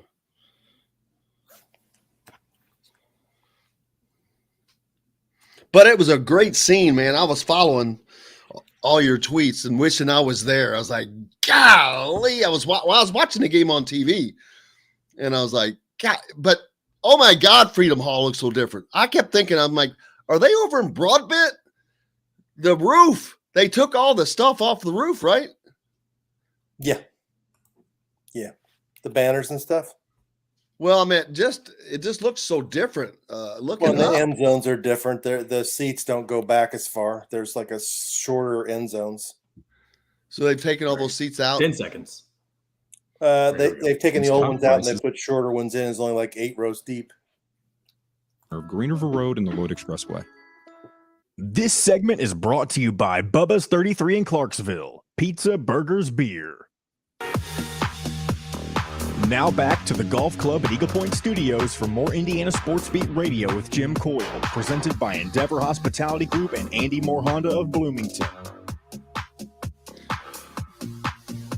Welcome back, Indiana Sports Beat, here on this Wednesday, joined by the great Rick Bozich, as always. And I was looking forward to talking to Rick because I know he was down in Louisville last night at Freedom Hall, which, by the way, is an iconic basketball venue just because of its history. I mean, this thing goes back to the 50s. Do they have a Final Four in the 50s, Rick? I think there was one in the 50s and 3 or 4 more in the 60s. Famous games. I mean, Kareem Abdul-Jabbar won his final NCAA championship in Freedom Hall at UCLA. There was the famous 63 game where Loyola of Chicago scored on a tip-in at the buzzer to win. That was in Freedom Hall. I think 5 Final Fours were played in Freedom Hall. Some great Louisville and Kentucky battles over the years when they were splitting that. I'll never forget that. I mean, you could see the line of demarcation, red on one side, blue on the other. And still a great venue because watching the ASUN tournament yesterday being held there, of which Bellarmine, a former Division II school just 2 years ago, now playing Division I, is fortunate to have the tournament there, but they win it, which was awesome. It was an awesome scene. That looked like a fun place to be. It was. I mean, sometimes the best sports moments are just pop up. You don't need a promotion or a red out or a blue out or whatever. They just happen. And I think last night Bellarmine grew its fan base. I think they turned a lot of people on to the fun that the fun style basketball they play, to get behind sort of a program trying to move forward in the game. As you mentioned, they were Division II powerhouse for a number of years and transitioned to the ASUN 2 years ago. They beat a Jacksonville team, which, like a lot of the teams they've beaten in the ASUN this year, has a lot of guys who are D1 transfers. I think their best player came from Florida, and Bellarmine just stuck to the plan. They pass and cut. It's more of the old Bob Knight motion type offense, and they're fun to watch. And they came out shooting threes and hit 9 of them in the first half and held on in the second half and win the title. I'm not familiar with Bellarmine's roster right now. I'm trying to pull it up, but back in the day when they were building this D2 powerhouse that Scotty Davenport built, that was built off of basically local players, kids from New Albany or wherever, Southern Indiana. I mean, and I don't know what their roster is like at the moment, but I would also imagine that there's going to be, at the very least, always some of that there. And that's, you talk about building a fan base. You've got people on the Indiana and Kentucky sides there. Well, 3 of the kids are from Indiana. One is Dylan Penn, who's from Evansville. Ethan Clay Poole is from Vincennes, I believe. He transferred from Indiana State. And then Justin Betts lives in New Albany. He's played at Providence. So, yeah, you got local kids. And the 4 are from Indiana. Well, there's Ethan, freshman, who I think played at Forest Park early on. He was sort of a D1 level type recruit, and he ended up with Bellarmine. So, yeah, 4 of the kids are from Indiana, and the 5th one, CJ Fleming, who made all the 22 points, I think, in the second half, is from Cincinnati. So it is a regional-based team, and their big recruit coming in from next year is from Carmel. So Scott Davenport does focus hard on kids from Southern Indiana. I mean, yeah, I'm looking down this roster. Vincennes, Indiana. You just mentioned the kid from Providence and New Albany, Cincinnati Moeller, Greenwood, Indiana, Lexington Catholic, Columbus, Ohio, Evansville Rights a second time, Jeffersonville, Cincinnati, Louisville St. Xavier, Louisville Manual, Cincinnati, Edgewood, Kentucky, Covington Catholic, Knoxville, Tennessee, that's the furthest one away yet, Greensburg, Indiana, Montgomery, Indiana, and Burlington, Kentucky, Louisville, Kentucky, Lagodi. Come down to the coaches now. I'm sorry. But even the coaches, the manager, he's from Lagodi, Indiana. The manager's from Louisville. Another manager from Greenville, Indiana. E-Town. The manager from Carmel. I mean, this is an entire this has got more Indiana people on it than IU does. Yeah, it does. Yeah, it does. And that's intentional. Obviously, he wants kids who, whose parents can come see him play. He wants kids who are aware a little bit of what Bellarmine is all about. You've been there. It's a great little campus. Oh,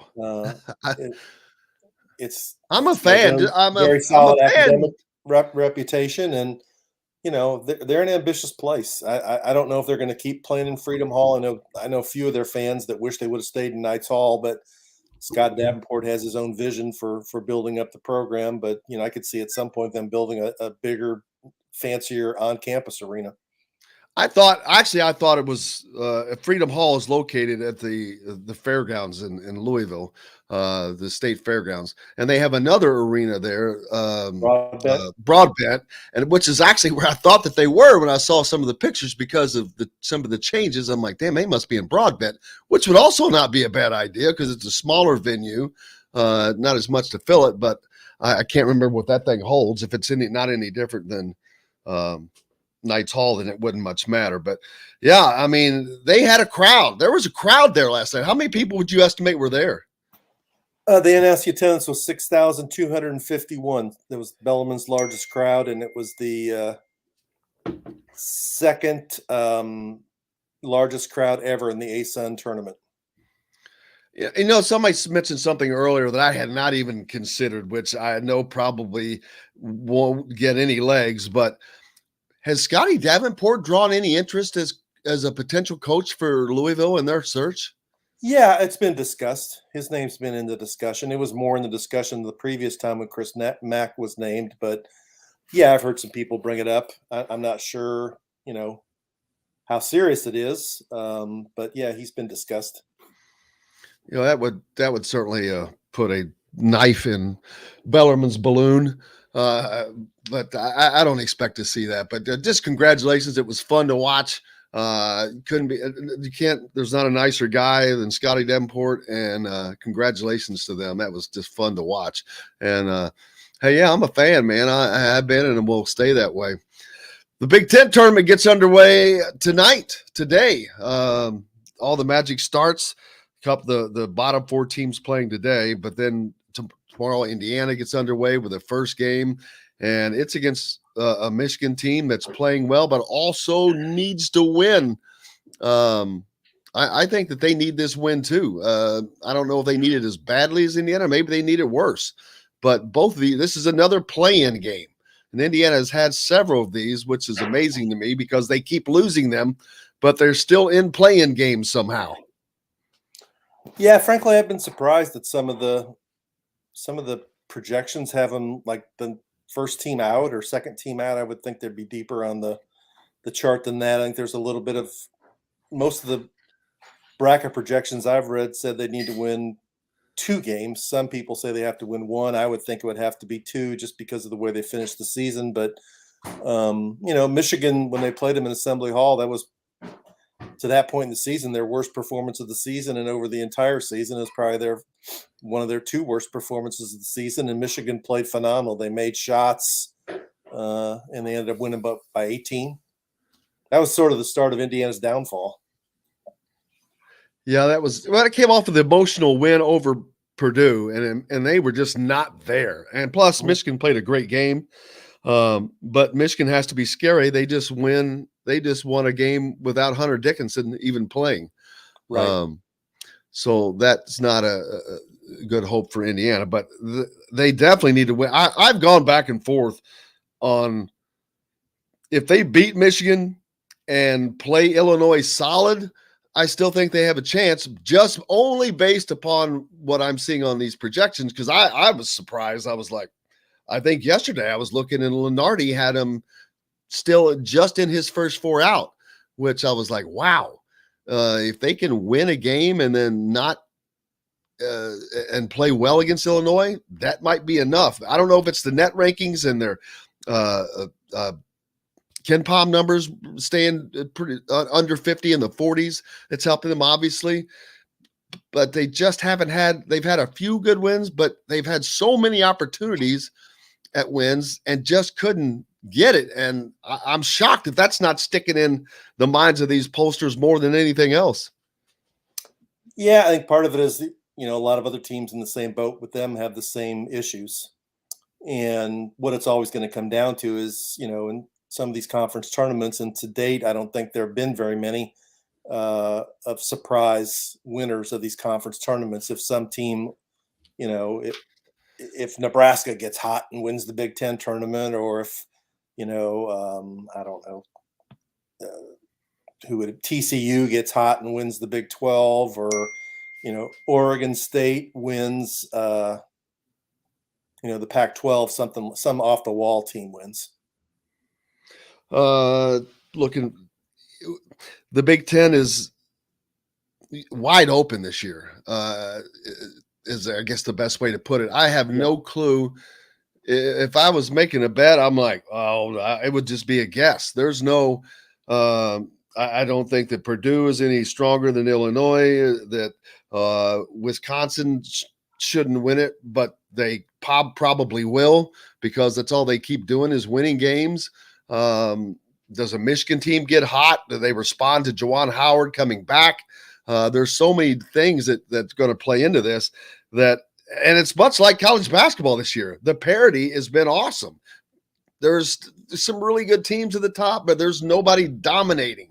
And that's what's, I think there are at least 10 teams that could probably win the national championship this year. Yeah, I agree. If I'm going to pick a team to win the Big Ten tournament, I'm probably going to go with a team that only has to win 3 games, not 4. That makes the most sense. Asking a team to win 4 is a lot, and not only in terms of you're playing, you get 4 chances to get beat, but you're also dealing with fatigue especially on the 3rd and 4th day. So if I'm going to go with somebody, I'm probably going to go with an Illinois or Wisconsin or Purdue. Those would be the main. Ohio State seems to have gone a little sour here at the end. I guess they could turn it around. Michigan State doesn't seem to be quite themselves. Iowa's the team that nobody's talking about. They're the most surprising team in the Big Ten this year. I didn't think they'd be very good at all, and they're clearly in the tournament, and they're a dangerous team. Absolutely. Yesterday, a press conference held in Indianapolis. I'm not sure if you saw this. Hoosiers for Good. It is a group. I don't know who has actually started it. But basically this is going to be Indiana's NIL arm, is how I'm taking it. It has a board that includes someone from Cook Medical as chair and president. Calbert Cheney is the vice chair and vice president. There's someone from the city of Indianapolis, and then the other people are from companies that are board members of their companies. Fred Glass will serve as the organization's legal counsel. Hopefully he's not writing their contracts. This is basically going to be Indiana's NIL arm, Rick. It's the verbiage. It's a nonprofit has been launched to raise awareness for Indiana charitable causes by pairing them with community-minded Indiana University student athletes seeking to use their platform and influence to give positive social change. So basically, this is Indiana's arm of, I think, when they go to recruit someone to say, hey, here's an NIL package we have set up for you as well, where you could do some speeches, yada, yada, but you're going to be paid X. This is how I'm taking it. I'm hoping to talk to the board, the chairman on Friday, but that's where you have to be, I guess, now. This would be a first of its kind, I believe, but it's not sanctioned by the school, but you can tell it's the unofficial arm. Because of the representation of who's going to be there. And I think it's similar things going on in Kentucky. I know that I think it's today down at the General Assembly in Frankfort, Calipari, and I think maybe even Scott Davenport and Darren Horn at Northern Kentucky, and a number of coaches are going to be there talking about what kind of bill they'd like to have passed in the Kentucky State Legislature involving NIL opportunities. So, it's a wise thing to do, and I think it's a necessary thing to do as you move forward in recruiting, because as much as I think everybody says NIL opportunities can't be offered or outwardly discussed when you're recruiting guys, we all know that's not the case. Right, absolutely. What are they looking at legislation wise in Kentucky to legislate it? I'm not exactly sure. I haven't looked at the entire press release. It came out like yesterday, the day before, that they were all going to be there today. And I know Calipari and Mitch Barnhart of Kentucky have already been there and testified once in front of a committee about, what they would like in the bill. And in terms of what the specifics are, I can't tell you that, Jim. I was just curious because I know each school has their own way of doing things, and this is Indiana's now. And this is also a way to disassociate with NIL people that are saying, hey, this is for NIL, that are not school sanctioned per se, because there's no control whatsoever by Indiana or any school when you have a complete outside party. This, they're obviously going to be in communique with each other, working hand in hand. So I think this is also the way to cut that stuff out. Yeah, it makes sense to have organization to it and have some kind of knowledge of where the money's coming from, what guys can and can't do or can and can't be paid for. I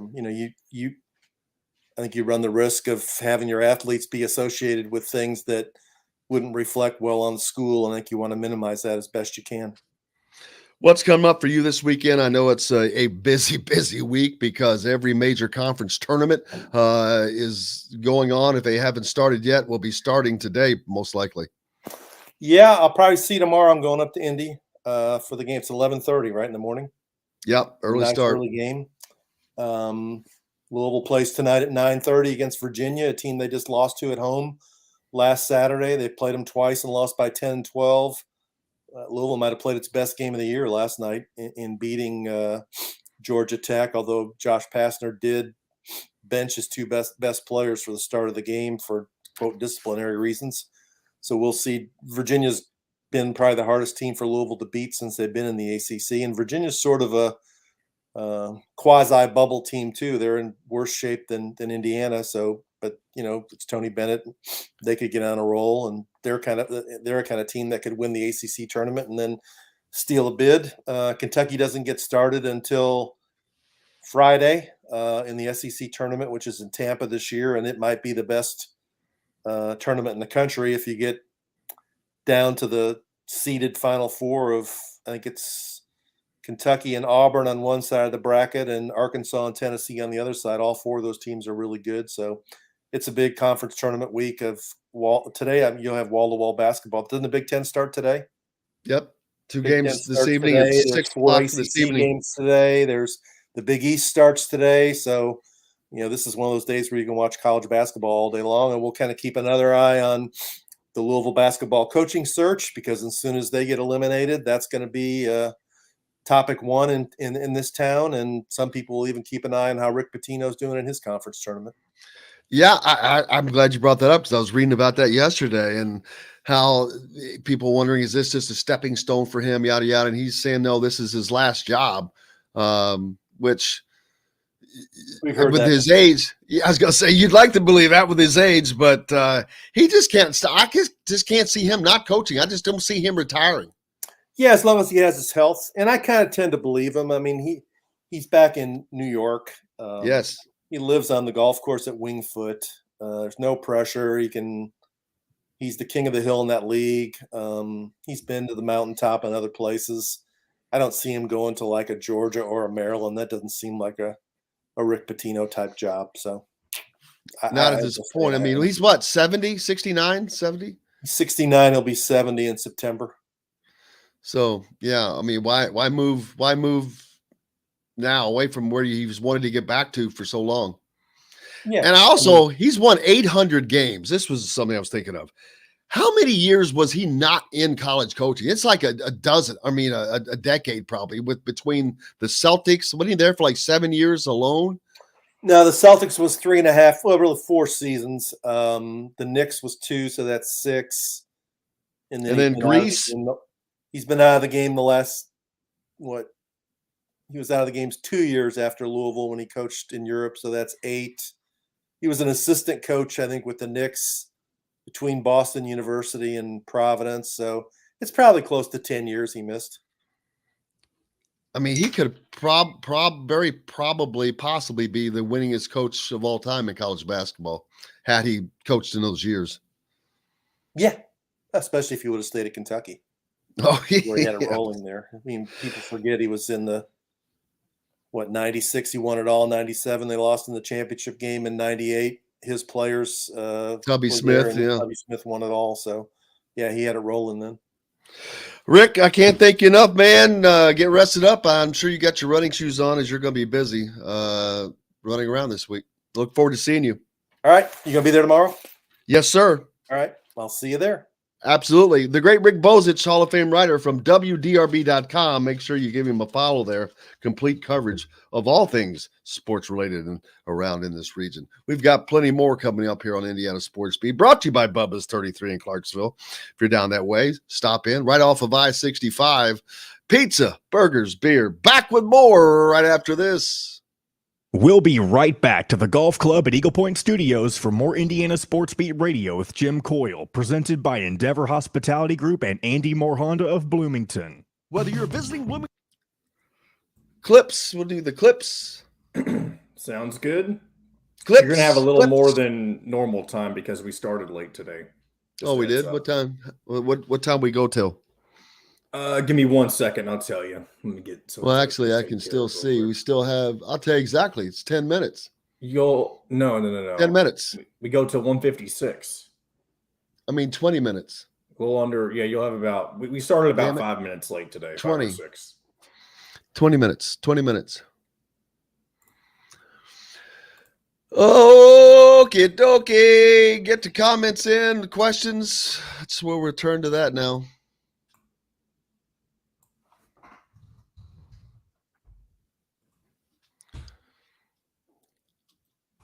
I need to hire a mental health strength coach, man. What you talking about, Jeffrey? No, I'm saying I was saying that. Not he was. I was. Yeah. He was saying maybe how you does. So I definitely do.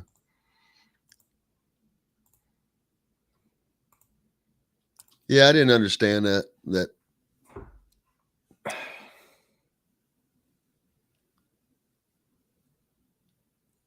Just a bunch of prima donnas down there.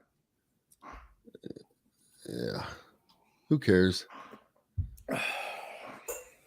How funny would it be if Duke lost first round in the NCAA tournament in Coach K's last season? I think it would be quite hysterical. Okay. So if the rule is to help D2 schools' athletics departments handle and absorb the complexities of Division I in the first 4 years, you're telling me going to the freaking NCAA tournament where you make That's stupid 4 times the money that you're going to make because you're not going to make diddly dick by not going? I don't understand how there's doesn't any help advantage. You? There's no. That's probably the rule, and that's the stupidity of it. I have to make sure I bring that one up. You should be able to. Hey, what's it mean when you star one? Huh? Hey, what's it mean when you star a comment? A comment? It probably favorites it, I guess. That's what I would assume. but for what reason? Just to go back and find it easier? Probably. Is that something new? I've just never paid attention to it. I think it's always been there. I've never noticed that before. Where are we at on time with this commercial? Oh, shoot. We're almost ready to come back. All right. Basketball, football, and plenty more. Simply go to thehoosier.com and sign up. It's free. You can also find full episodes of Indiana Sports Beat Radio on the homepage or on the station every week, Monday through Friday. If we're not on a station where you live, we should be. Ask for Indiana Sports Beat Radio. This segment is brought to you by Aurora Specialty Sleep Clinic. Now back to the Golf Club at Eagle Point Studios for more Indiana Sports Beat Radio with Jim Coyle, presented by Endeavor Hospitality Group and Andy Moore Honda of Bloomington. Welcome back. Indiana Sports Beat coming to you from the Golf Club at Eagle Point Studios on this Wednesday. Just finished up with the great Rick Bozich. I love being able to talk about a myriad of different things. I've been trying to find the rule of why teams going from Division II to Division I have to sit out. What's the reasoning that the NCAA, and this is probably accurate. Tim says that the rule is to help D2 schools' athletic departments handle and absorb the complexities of Division I in the first 4 years. And then there's a bill to change it from 4 years to 2 because it used to be 2. But that is the most asinine reason. Let me tell you, going to the NCAA tournament and making the money that you would make would help you absorb it a hell of a lot better than not. So we're going to let you compete at this level, pay the expenses you have to pay to compete at this level. All that you have to pay to upgrade the athletics facilities and departments and programs, all that extra money, we're going to let you do all that, but we're not going to let you compete in things where you can actually make money to offset that because we want you to be able to absorb it. That's idiotic, and that's perfect NCAA speak right there. That is completely idiotic, but perfectly not surprising coming from the NCAA's mind of whatever. Tim also points out there are no ranked teams playing in any conference tournaments today. Well, that is not surprising since today is the first day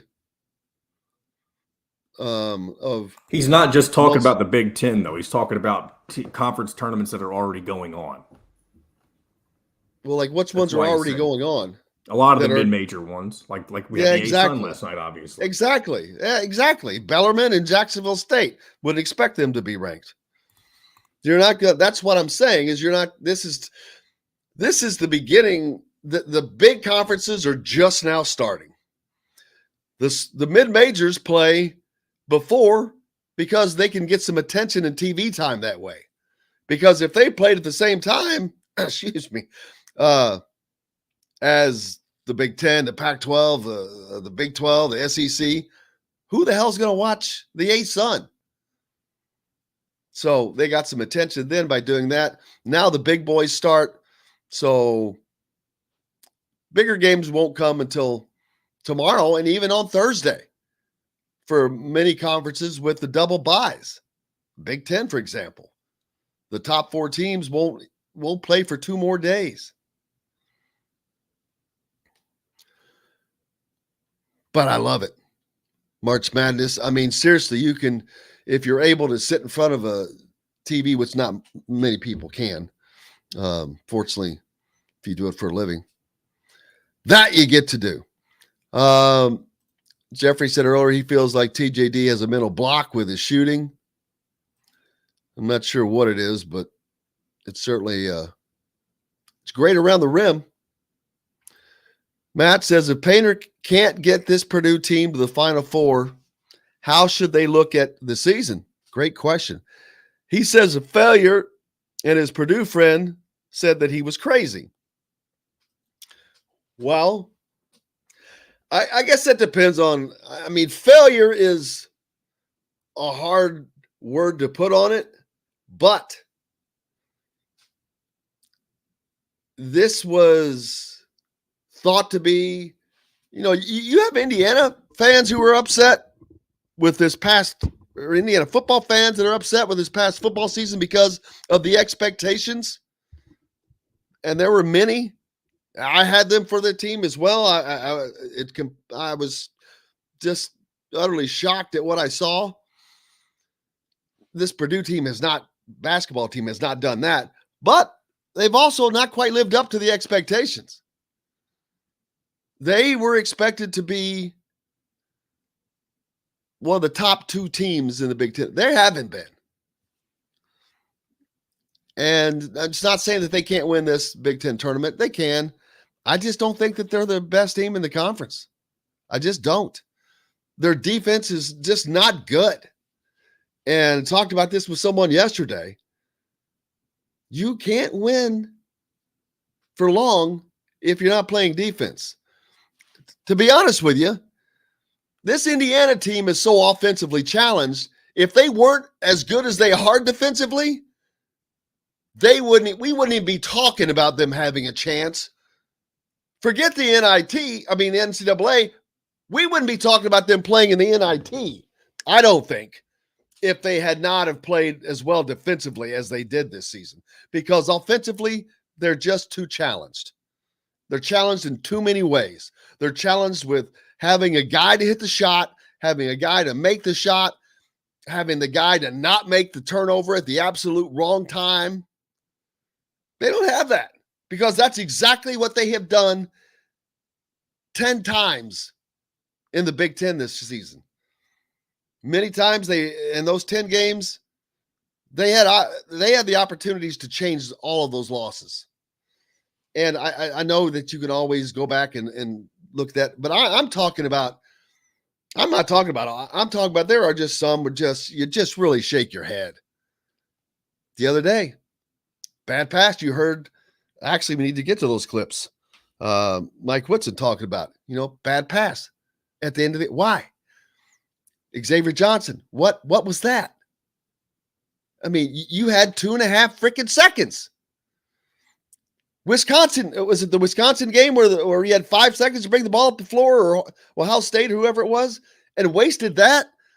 I mean, there are so many of those moments where when you have a guy who doesn't freak out, who plays like Grace Berger. I love how she plays. No matter what's going on, no emotion on her face.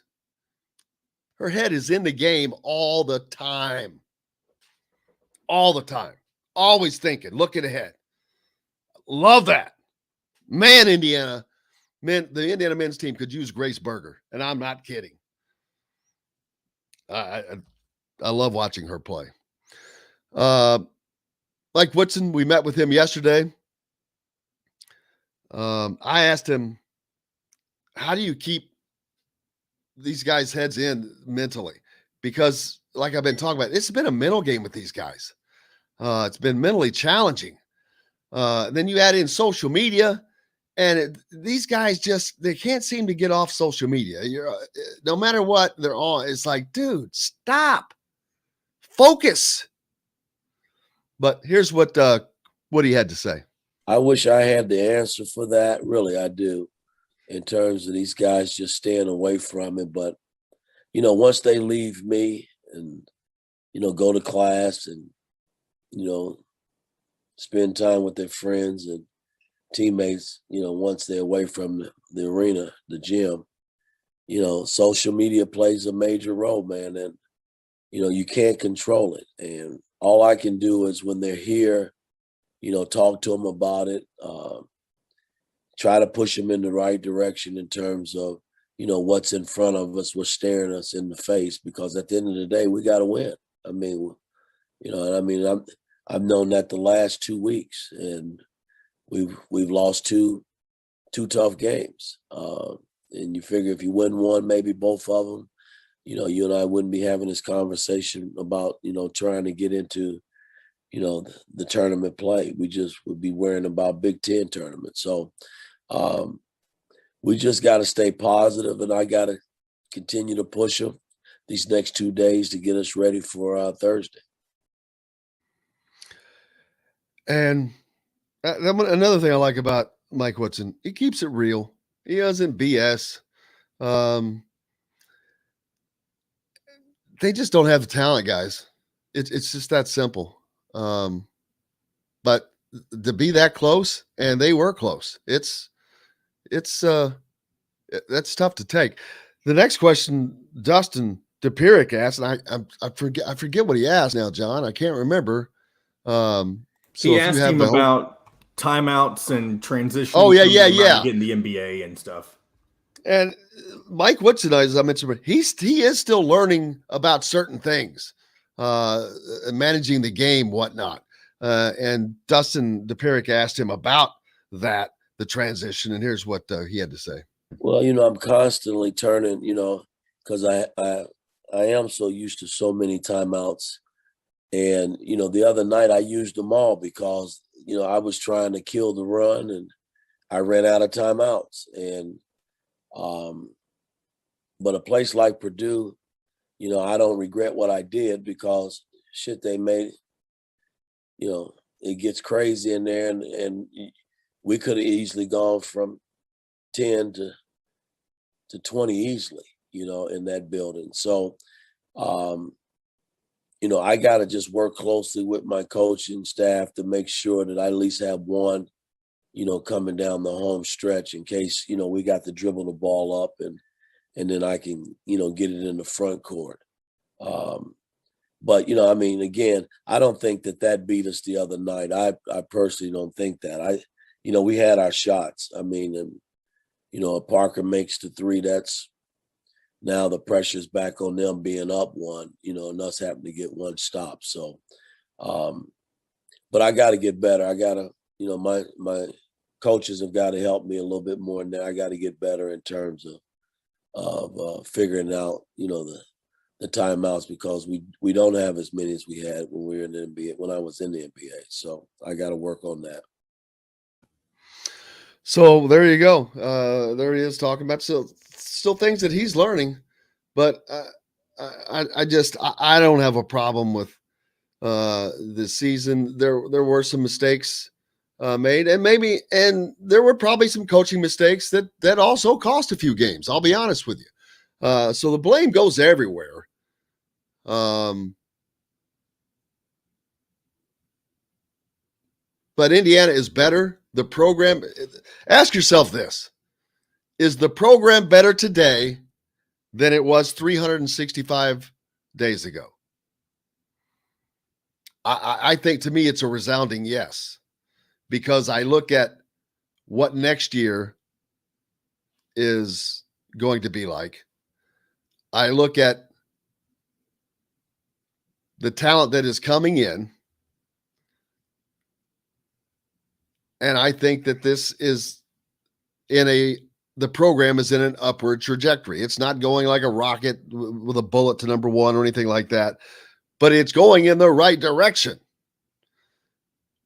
A year ago, it was not going in the right direction. It was going in the wrong direction. So just think about it as a gigantic tanker ship. You don't turn those things on a dime, man. You start the turn, and it takes a while to get it turned around, but this ship is turning. I always say it like it is. Whatever I think is what I say. I think that Mike Woodson and his staff have the program heading in the right direction. That doesn't alleviate the pain of Indiana not playing if they don't play in the NCAA tournament this year, because they still should have. They absolutely still should have.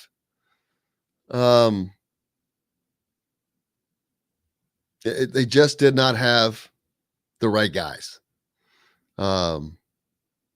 It took Xavier Johnson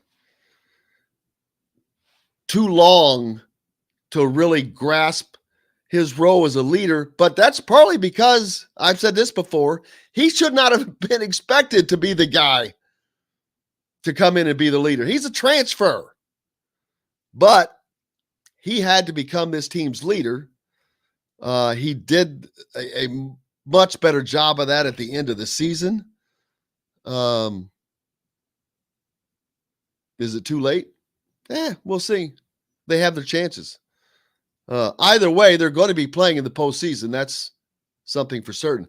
And you're looking at the fact of Assembly Hall being potentially a very, very busy place next week.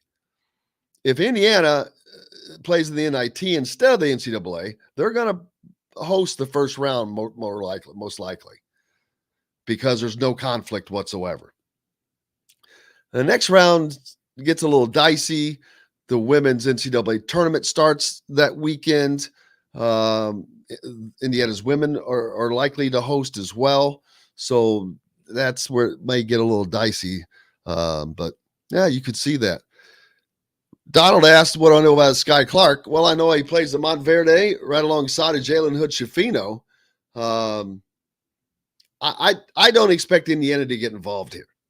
I think Indiana is guard set for the next couple of years with commitments and guys coming. Jalen Hood-Schifino, Gabe Cupps. And I just think that Sky Clark is going to want to find a place where he's the guy as far as the point guard, a la in Illinois, which it would suck to see him come to the same conference, but that is what it is. But I just don't see him. He's a really good player. I saw them playing a championship game when I was down there, and what would have been the best high school game I've ever seen had that really been high school. Those guys are a level up, but hit the game-winning, buzzer-beating three-point shot to win that game for Montverde. Just a really good point guard, quick, can shoot. So there you go. There's that. Hey, we're back tomorrow to do this all again. Dustin Schutte, co-host, of course. Matt Taylor. Let's see. Instead of Kyle won't be with us because he was with us today. We may have Bob tomorrow, maybe Friday. We'll have to see about Bob Kravitz.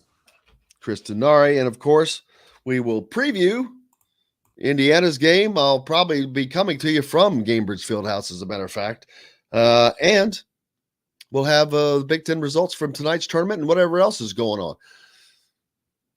Plenty of it. Go out and watch yourself some basketball, baby. March Madness has arrived. That's exactly what I'm going to do. Thanks so much for joining us today. Big thanks, of course, to Kyle Neddenriep, DJ, and Rick Bozich. Make sure you give those guys all a follow. Thanks to John, the producer. Most importantly, thanks to you guys. Without you, there's no reason for us to be here. So until tomorrow, I'm Jim Coyle. I will see you on the radio. Thanks for listening to Indiana Sports Beat Radio. Be sure to subscribe to our YouTube page for more clips and team coverage of Indiana basketball, football, and more. You can also find full episodes and tons of other content on thehoosier.com. We'll see you next time for another edition of